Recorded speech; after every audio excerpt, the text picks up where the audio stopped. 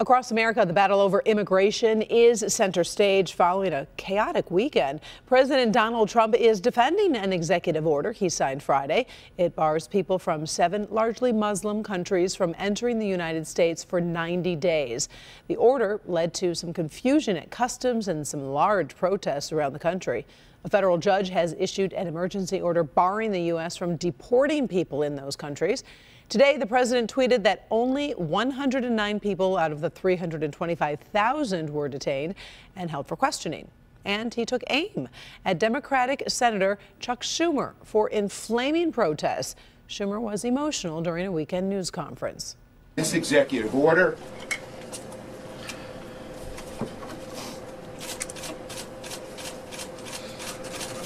was mean-spirited and un-American. I noticed Chuck Schumer yesterday with fake tears.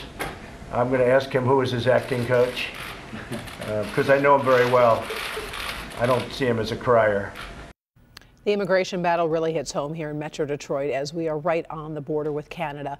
Many local families go back and forth to visit loved ones. Our Paula Tutman found one family caring for sick parents who are now afraid to visit. Paula? Yeah, you know what? A lot of people are very, very anxious. Start with a lot of the confusion over the weekend. Remember, this executive order is now a reality. It is in force. There was some confusion over green cards versus visas. And today, the president's administration did issue that green cards would not be suspect or would not be actually vetted very, very differently than just, say, a passport. However, I can say that for people who live here, they go back and forth between these borders. These are very, very difficult days. So I need marriage certificate in English. For families whose ethnic origins are from one of the 7 nations named in the Donald Trump presidential administration immigration halt, Number 26. There's a great deal of pain and uncertainty. Start with changing rules as the administration seeks to clarify and tighten controls on who's entering the country. Immigration attorneys are scrambling to give solid information. Putting myself in the shoes of a green card holder, what I would do, I probably wouldn't leave the country, but I'd never want to say that to another person, especially with given the information that we have. Because Michigan is a border state with Canada, it means immigrants who are on the path to citizenship now have uncertainty of whether or not they can move back and forth between the U.S. and Canada, even for quick visits or work-related travel. While Abajello is caught in that net, and it is stressful and painful, he fled Iraq to save his life and his family's life. A degreed engineer in this country, here, he waits for paperwork just to get menial employment. I have had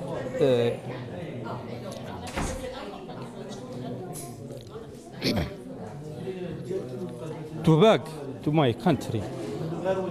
I need to protect my family. I stay here and come in USA because USA is very, very safe.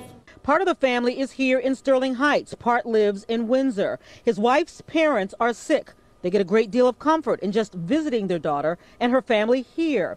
But with that ban, that ceases. They are Iraqi nationals who for the next 90 days will likely not be able to cross the border. I don't know. But after this decision from the Trump.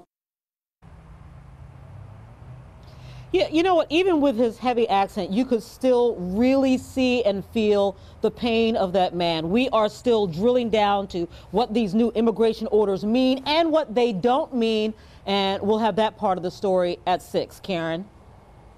Thank you, Paula. President Trump did sign another executive order today, this one aimed at cutting regulations on American businesses. The White House is calling the direction a, quote, one in, two out plan.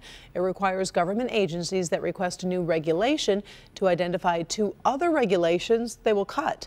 Also, the president says he's made his pick for the Supreme Court. He tweeted he will make that announcement tomorrow at 8 p.m.